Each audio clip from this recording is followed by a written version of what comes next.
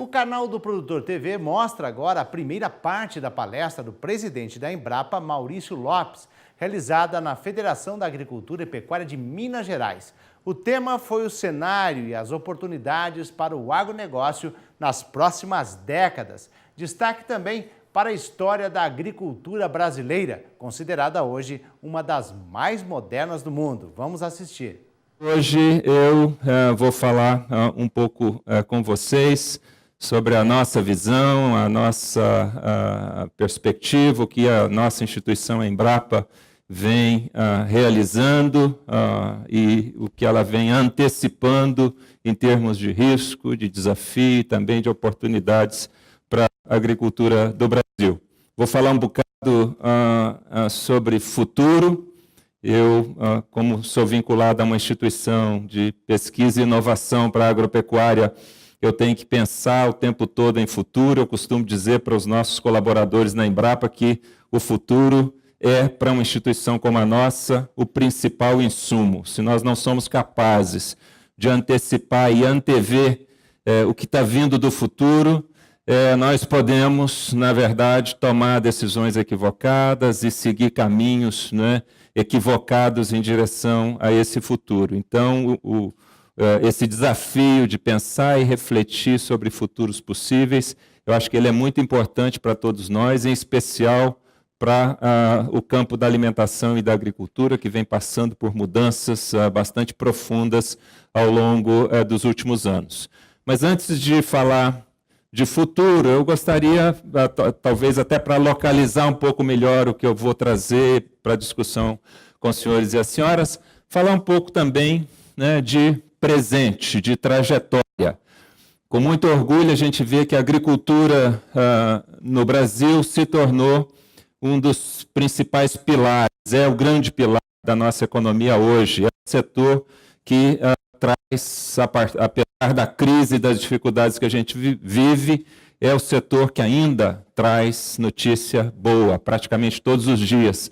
Ontem eu estive em Chapecó com o ministro Blanco Maggi, visitando a indústria de carnes no oeste de Santa Catarina, e dá assim, uma satisfação e um prazer enorme, né, a gente ver aquele ambiente de vitalidade, de empreendedorismo, né, a despeito de tudo que a gente vê acontecendo no nosso país. Abre-se as páginas dos jornais, a gente só vê notícia negativa, mas quando a gente roda pelo Brasil agrícola, o Brasil que dá certo, a gente ainda consegue ter muito prazer e muita satisfação, e eu acho que isso é muito bom, né? É o setor que traz notícias boas. Quem leu o editorial do Estadão, do início da semana, percebe aqui tem uma série de números que mostram a dimensão, a vitalidade, a importância estratégica que esse setor tem para o nosso país no presente, que é importância que só vai crescer daqui para o futuro, eu não tenho dúvida alguma.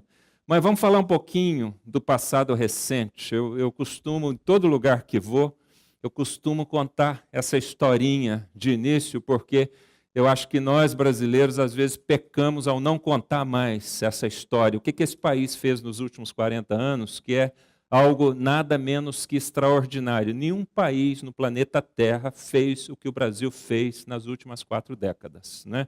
Eu gosto de começar com essa imagem aqui. Adoro essa imagem, a vista de Sinop, no Mato Grosso, no ano em que ela foi fundada, em 1974.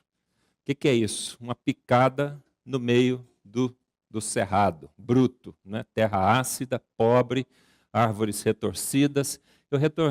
Eu fui a Sinop o ano passado, em junho de 2015, quando o avião pousava no aeroporto de Sinop, pela janela do avião eu tirei essa foto, né? 40 anos, pouco mais de 40 anos. Que grande revolução que aconteceu nesse espaço, nessa parte do Brasil, que ninguém dava nada, né? Pelo interior do Brasil, pelo centro-oeste brasileiro, nos anos 70, nos anos 80. Rodando um pouco mais, eu tive que ir a Lucas do Rio Verde. Entre Sinop e Lucas do Rio Verde, eu tirei essa foto, né? Vejam que virou aquela picada aberta em 1974, no sertão do Mato Grosso. Uma agricultura moderna, pujante, que incorporou como nenhuma agricultura no mundo práticas sustentáveis, né, e que nos ajudou além de alcançar a segurança alimentar, nos ajudou a projetar o Brasil como uma grande nação agrícola, como um grande provedor de alimentos para o mundo. Eu gosto de mostrar essas imagens em todo lugar que vou, porque eu acho que nós todos devemos estar muito orgulhosos dessa conquista. Eu acho que poucos brasileiros entendem a dimensão dessa conquista. É um país que, nos anos 70, era grande produtor de café e açúcar, e não passava muito disso, grande importador de alimentos, não é? Com a crise do petróleo, sem um modelo de agricultura a copiar de alguém para os trópicos, porque não existia, o país decidiu desenvolver um modelo de agricultura baseado em ciência que não tem igual no mundo. Então, eu mostro sempre esses slides, porque eu acho que isso tem que nos orgulhar muito. Nós temos hoje uma agropecuária operando de forma muito sinérgica, né, muito integrada. Repito, fui ontem ao oeste de Santa Catarina e a gente vê o que se tornou a agroindústria ali. Né? Muitos falam, só produzimos commodity, força bruta, navios de grão, mas veja o que a indústria de carnes no Brasil fez e o espaço que a gente ganhou com a agroindústria. Então, hoje temos uma agricultura que, além de prover alimentos e fibras, é capaz de prover energia e se prepara para prover muitas outras coisas que eu vou falar um pouco mais adiante. Poucos países do mundo têm uma agropecuária tão diversificada e tão dispersa no território, num território continental como o nosso. Esse quadro mostra as cadeias da soja, de bovinos, avicultura, cana, milho, leite, laranja, café e por aí vai, frutas tropicais, não é? Então, compara isso aqui com aquele país dos anos 70 que importava alimento e que era só grande produtor de café e açúcar. Né? Foi uma conquista nada menos que extraordinária, assim como a projeção do Brasil como um grande produtor e um grande provedor de alimentos para o mundo. Nós nos tornamos os primeiros em produção e exportação para cadeias extremamente importantes, com uma participação muito significativa no mercado internacional, um mercado internacional que quer mais do Brasil, quer alimentos mais elaborados, né, para uma sociedade que cresce, a classe média cresce, vai querer alimentos cada vez mais seguros, mais elaborados, como a gente vai falar um pouco mais adiante. As exportações brasileiras hoje alcançam praticamente 50% das exportações do país.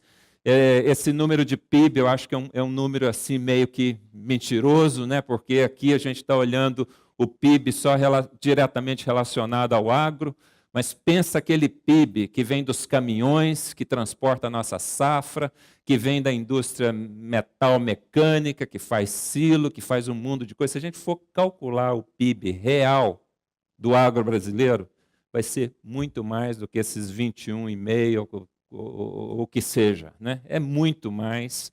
Então, esse é o setor que se tornou pilar da economia, que segura o país nesse momento tão difícil e que pode ganhar muito mais projeção no futuro. O Brasil tem também uma vantagem, né, que além de ter se tornado um grande produtor, é um país que tem um mercado interno pujante, 200 milhões de pessoas não é pouca gente, né, para consumir. Isso nos dá um certo buffer, né, porque quando o mercado lá fora não está tão bem, nós temos uma população grande para consumir, então isso é uma combinação muito interessante. Grande produtor agrícola com uma população grande que crescendo, classe média crescendo e consumindo mais, também vai ser um fator muito forte de progresso e de avanço para a agropecuária no futuro. Aqui está, em termos de consumo doméstico e exportação, vejam a combinação aí, em algumas cadeias, uma participação mais forte do mercado externo e outras do mercado interno. O Brasil, quando a gente calcula a diferença entre o que importa e exporta, né, nós temos um desempenho extremamente interessante. Vejam aqui a diferença entre exportações e importações da União Europeia, dos Estados Unidos, do Brasil e da China. Né, nós importamos muito pouco, exportamos muito, muito embora em volumes, né, de exportação nós estejamos em terceiro lugar, mas com um potencial enorme, né, de crescimento e de avanço. A nossa balança segura a economia, né, aqui está a balança agrícola brasileira, o nosso saldo, né, crescente, obviamente em momentos de crise, com uma pequena queda, mas com uma ascensão, né, fabulosa nos últimos anos, ultrapassando praticamente não, todos os outros ramos importantes da economia brasileira. O Brasil fez isso e alcançou esse status porque nós decidimos investir num modelo de agricultura baseado em ciência, fortemente baseado em ciência. O Brasil tem excelentes universidades, tem excelentes lideranças no campo da inovação, da pesquisa agropecuária, tem excelentes instituições, eu falo sem medo, né, de errar, as nossas organizações estaduais, as nossas universidades, a Embrapa, as nossas redes de parceria, inclusive com o setor privado, que investe cada vez mais em pesquisa e inovação. Nós fizemos algumas coisas muitíssimo importantes que nos ajudaram a trazer a agricultura ao presente. Por exemplo, né, práticas conservacionistas como plantio direto. Eu costumo dizer que na Rio 92, quando aflorou essa onda da sustentabilidade, nós tínhamos 5 milhões de hectares de plantio direto no Brasil. Na Rio +20, né, quando retornaram ao Brasil para discutir sustentabilidade, o Brasil já tinha perto de 30 milhões de hectares de plantio direto, e hoje a gente deve estar batendo aí em torno de 33, 34 milhões, com essa prática sustentável de proteção do solo. Nós aprendemos a fazer agricultura em condições tropicais, né, que a depender de como você faz agricultura, você pode fragilizar o seu solo, fragilizar as suas reservas de água. Essa prática aqui, sozinha, pessoal, eu estou mostrando aqui uma imagem da raiz da soja inoculada com risóbio, né? O risóbio coloniza a raiz, forma esses nódulos, e esses nódulos fixam nitrogênio, entregam todo o nitrogênio que a planta precisa, e mais ainda nitrogênio residual para a segunda safra de milho, que se beneficia disso. Isso aqui é uma técnica que foi desenvolvida por uma pesquisadora da Tchecoslováquia, naturalizada brasileira, pesquisadora da Embrapa, a doutora Johanna Doberainer. Essa prática sozinha gera uma economia para o Brasil de cerca de entre 7 e 9 bilhões de reais todo ano. Isso aqui paga 2 vezes a pesquisa agropecuária do Brasil. Uma tecnologia paga todo ano 2 vezes todo o investimento que esse país faz em pesquisa e inovação. Então vejam a importância de se investir em pesquisa e inovação, em conhecimento, né? Uma prática que muda paradigmas e que diferencia a agricultura do Brasil.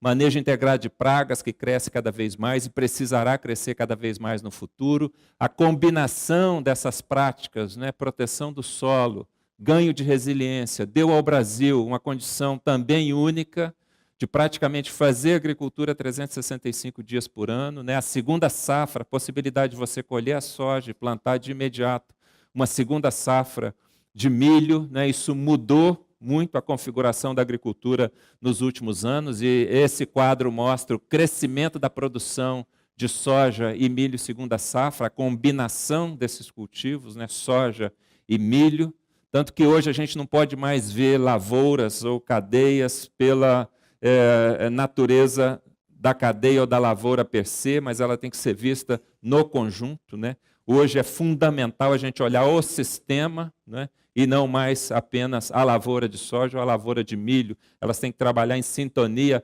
Por exemplo, para você ter a possibilidade de ter a segunda safra de milho, às vezes você tem que pagar um preço na soja, uma soja de menor ciclo, que te permite ter o milho logo em seguida, e no conjunto você ganhar mais. O impacto disso na cadeia, eu falei agora a cadeia de carnes, né? O crescimento da produção de soja, com o crescimento da produção de carnes. O Brasil hoje é um grande protagonista no mercado de proteína animal, né? Eu recentemente visitei as fábricas da BRF em Abu Dhabi e na Ásia, na Tailândia. É impressionante, né, o que as empresas brasileiras estão fazendo, o espaço que elas estão ganhando, o protagonismo que o Brasil está ganhando como exportador e provedor de proteína animal para mercados que vão simplesmente explodir em demanda, os mercados da Ásia, né, como eu vou mostrar um pouco mais adiante.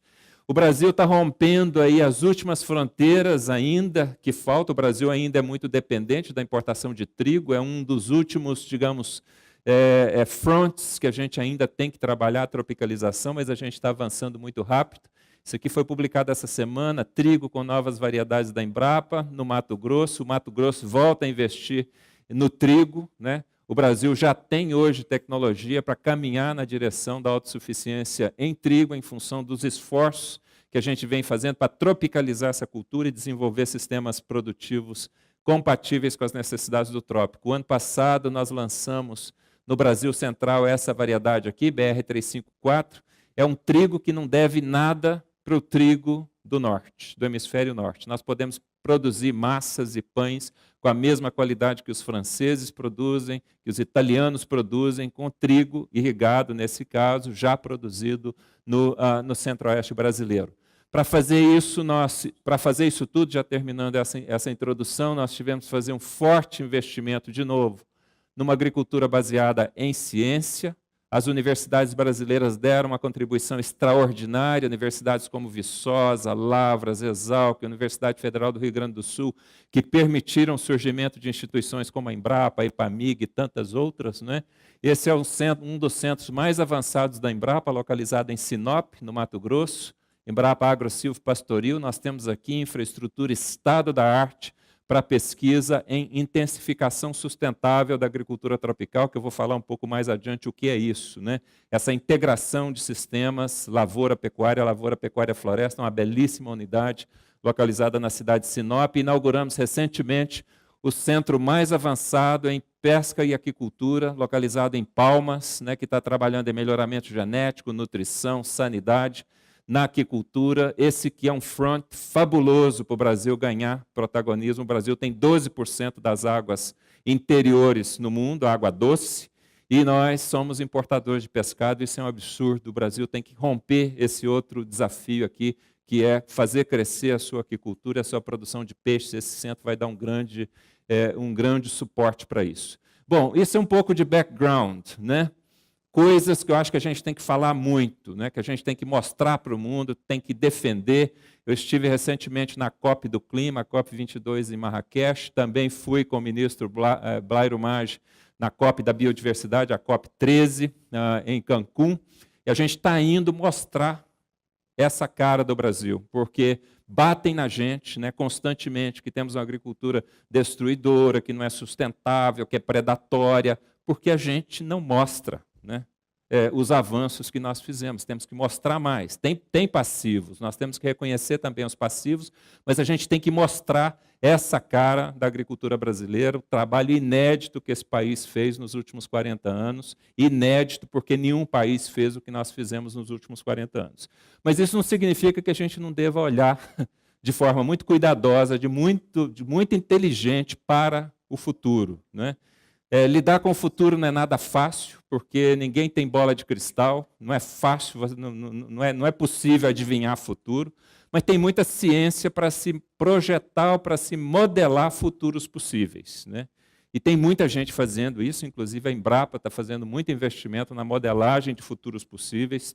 Nós temos uma plataforma chamada Agropensa, que nos ajuda a procurar entender, né, o que está vindo, né, e como é que a gente vai ter que se preparar para o que está vindo aí. Quando a gente analisa esse conjunto de estudos de futuro, normalmente eles têm um horizonte de 2050, que é quando a população do globo vai chegar ao topo e vai começar a cair.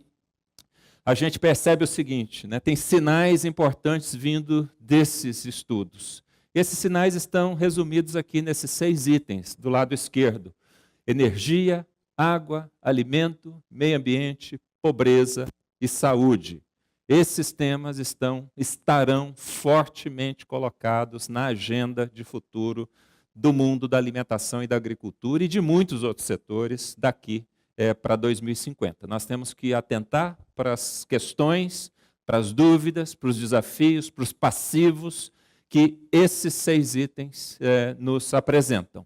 E não há dúvida alguma, nós vamos ter que buscar um novo paradigma de desenvolvimento em função de muitas coisas que estão acontecendo no mundo, né? Mudanças de clima, o crescimento das expectativas da sociedade. Eu acho que isso tudo está muito resumido nesse conjunto dos Objetivos do Desenvolvimento Sustentável. Como vocês sabem, a ONU, né, fez todo um movimento no sentido de entender esses 6 desafios e desenvolver uma agenda de desenvolvimento global que integre as instituições, os governos, as inteligências, para que a gente possa, né, buscar um paradigma de desenvolvimento sustentável daqui para 2030, que é o horizonte dessa agenda que foi lançada pela ONU no ano passado. Quando a gente olha com lupa para cada um desses itens, né, a gente vai ver onde está marcado com verde agricultura e alimentação explicitamente envolvidos. Essa agenda toda ela tem conexões diretas nesses itens marcados e indiretas com todos os demais itens, né? É um setor essencial da sociedade, agricultura e alimentação. Então, indicando que nós vamos ter que cuidar muito da agenda da sustentabilidade. O tema da sustentabilidade ganhou o topo da agenda da sociedade. A sociedade hoje está muito consciente de que nós temos que usar a nossa base de recursos naturais de forma inteligente. Há o que nós chamamos de mega tendências que vão ter que ser compreendidas pelo mundo da agricultura e da alimentação, e é sobre isso que eu queria falar um pouco com vocês agora. Que tendências, ou que grandes tendências, eu destaquei aqui 3 mega tendências, né, que estão aqui em maior tamanho. Clima, tecnologia e urbanização. Essas 3 coisas, nós vamos ouvir falar muito delas, né, já estamos ouvindo falar muito delas e vamos ouvir falar cada vez mais delas. Que significado elas terão para o mundo da agricultura e da alimentação? Na confluência dessas 3 mega tendências, mudanças, no âmbito do clima, da urbanização e da tecnologia, nós já vemos uma mudança bastante profunda no comportamento da sociedade. A sociedade hoje se comporta de maneira diferente quando ela se dá conta das mudanças e das coisas que estão chegando e que ela faz uso das coisas que estão chegando. Repito, o tema da sustentabilidade foi para o topo da agenda da sociedade. Falar em sustentabilidade, procurar entender o que é sustentabilidade, trazer sustentabilidade para todo tipo de atividade econômica, atividade da sociedade, tornou-se um imperativo mais que uma necessidade. Não dá hoje para qualquer indústria, para qualquer negócio, ficar pensando em entregar mercadoria para a sociedade. A sociedade não quer mais saber disso. Nós temos que procurar entregar valor para a sociedade. Então, quando eu falo com os meus colaboradores na Embrapa, eu os pressiono o tempo todo a pensar como é que a Embrapa pode entregar mais valor para a sociedade. Eu não estou mais interessado em entregar resultado, publicação, tecnologia. Isso não significa o que está no fim, é entregar valor, entregar impactos positivos para a sociedade. Isso aqui tem que ser uma constante. Os senhores estão pensando o plano estratégico, a agenda para os próximos anos. Não há como não pensar o tempo todo como é que nós entregamos valor para a sociedade. O processo de urbanização ele caminha a uma velocidade alucinante. Nós tivemos, em 2010, o cruzamento das linhas de população urbana e população rural. Pela primeira vez, nós tivemos a população rural menor que a população urbana. Projeta-se que em 2050, 7 em cada 10 pessoas vão viver em áreas urbanas. Isso terá um impacto gigantesco para o mundo da agricultura e da alimentação. Nós temos, junto com isso, uma outra mudança importante, que é a mudança demográfica. Nós temos no mundo aflorando uma população mais idosa, mais exigente, mais urbana. Então, com a população mais urbana, mais idosa, mais educada e mais exigente, isso significa novos desafios, novas demandas, mais atenção à entrega de valor para a sociedade. Esse povo aqui não está querendo saber se você está publicando paper, se você está produzindo tecnologia que fica em alguma prateleira. Eles querem saber se o dinheiro que eles colocam nos negócios importantes da sociedade retornam em valor para eles. Uma sociedade cada vez mais exigente, presente nas decisões em todos os níveis. O processo de urbanização ele vai levar a uma escalada da demanda por proteínas, por alimentos cada vez mais sofisticados. Isso tem um impacto para todos nós no mundo da alimentação. proteínas nobres, como leite, carnes, ovos. Eu destaco aqui pescados. Tá? O Brasil pode se tornar o grande provedor de pescado para o mundo, né? Algo para o qual a gente ainda não acordou, né? O Brasil precisa acordar para isso. Além de mais frutas, verduras, legumes, vai ser outro padrão de consumo, exigindo um novo padrão de produção. Essa pressão está sobre nós. As assimetrias, a gente fala pouco nas assimetrias, a gente acha muitas vezes que o mundo é simétrico e não é. Em 2 décadas, a região da Ásia-Pacífico vai concentrar nada menos que 60% da classe média no mundo, né? Olha esse gráfico aqui, ele é meio complicado, mas vale a pena prestar atenção nisso aqui. Evolução da classe média global. Aqui em 2009, olha essa barrinha aqui, cinza, marrom. 255 milhões. Em 2020 vai ser 1.740 bilhão. Em 2030, nada menos que 3,2 bilhões de pessoas na classe média na Ásia-Pacífico.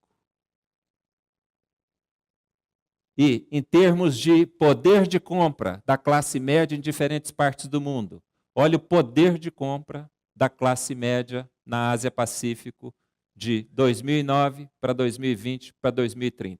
Alta de 5 bi para 33 trilhões. Desculpem, 5 tri para 33 trilhões. Isso aqui nós temos que olhar com muita atenção para esses números. Porque esse mercado ele tem muito a ver com o Brasil, esse mercado vai pressionar muito o Brasil, vai haver uma expectativa enorme nesse mercado em relação ao Brasil, América do Sul, e nós temos que olhar com carinho para esses números. Então, essa simetria, né, onde cresce a população, não há mais como fazer crescer a produção de forma sustentável, e nós, provedores hoje, teremos que ser provedores muito mais poderosos e preparados para enfrentar esse mercado que está se desdobrando aí no horizonte, né? O aumento da sofisticação da demanda em regiões onde há baixa possibilidade de se ampliar a produção de alimentos é um desafio para o mundo, né? Imagina aqui mais de 60% da população do mundo vivendo nesse círculo, né? 51% da população, 19% do PIB, 18% da terra disponível, 23% da água renovável, né? O consumo 28% das aves, 20% de bovinos, 31% de lácteos, 37% de açúcar. Isso aqui vai se multiplicar nos próximos anos, nesse pequeno círculo aqui, né? Então, outras regiões vão ter que assumir a responsabilidade de se tornarem provedores para esse mundo, que vai ser cada vez mais exigente. Eu visitei recentemente a cidade de Shenzhen, onde ocorreu a reunião do G20. Eu já conhecia essa região de 10 anos atrás, né? Há 10 anos atrás, isso aqui era um campo de produção de arroz, de frutas, não tinha um prédio aqui, né? E eu tirei essa foto chegando a Shenzhen 10 anos depois, né? Olha aí que coisa assustadora, né?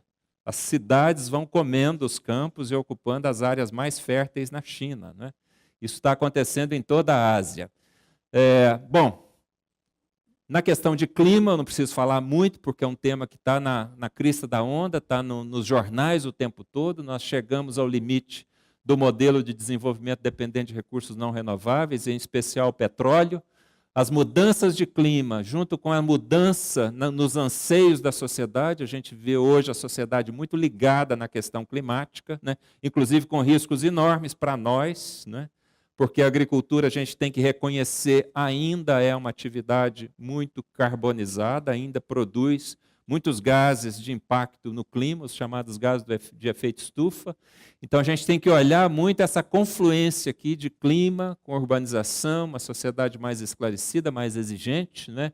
Essa mudança nos anseios da sociedade que nos força a uma mudança no paradigma energético e também uma mudança nos paradigmas de produção. Nós vamos ter que buscar um novo modelo de produção para atender a um novo padrão de consumo que é muito influenciado pelas questões de clima, em especial em função dos riscos das mudanças climáticas globais. Aqui as emissões na agropecuária são substanciais, vocês veem aí pela mídia o tempo todo, nos apontando, né, que a pecuária brasileira, que o boi emite muito carbono, né, o metano. Nós vamos ter que cada vez mais lidar com essas questões. Descarbonizar a agricultura tem que ser um outro ponto muito forte na nossa agenda. Nós temos que caminhar no sentido de incorporar práticas para elevar a resiliência, a capacidade de usar a água de forma mais eficiente, o solo de forma mais eficiente e reduzir drasticamente a emissão de gases. Porque isso aqui pode nos penalizar tremendamente no futuro, né? A sociedade vai nos cobrar isso.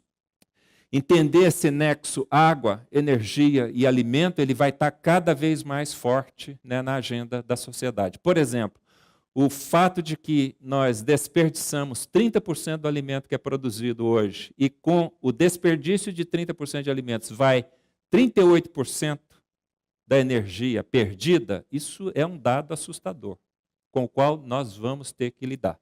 Esse nexo água, energia, alimento, desperdício, que significa perder água, perder energia, perder insumo, esse é um problema grave com o qual nós vamos ter que lidar com atenção. Bom, a boa notícia, pessoal, é o que vem do mundo da ciência. Vocês têm acompanhado a transformação digital, a automação, a inteligência artificial, o processo de convergência que está acontecendo no mundo da tecnologia nos joga num redemoinho de inovação que é nada menos que assustador, né? Essas coisas que a gente inventou lá atrás, as chamadas ciências, física, biologia, química, isso é nada mais, nada menos que invenção humana, isso é artefato que a gente criou para recortar o mundo natural, que é muito complicado, em pequenas partes, né, e procurar entendê-lo. O fato é que essas coisas, essa lógica, ela está desmoronando, né? As divisas entre a física, a biologia, a química, a matemática estão ruindo, né? Isso tem um impacto tremendo no mundo da pesquisa e da inovação, que a gente chama de convergência, né? Que provoca um surgimento, né, de métodos, conceitos, ferramentas, né, completamente novas, inovadoras, o tempo todo. Está uma avalanche, né?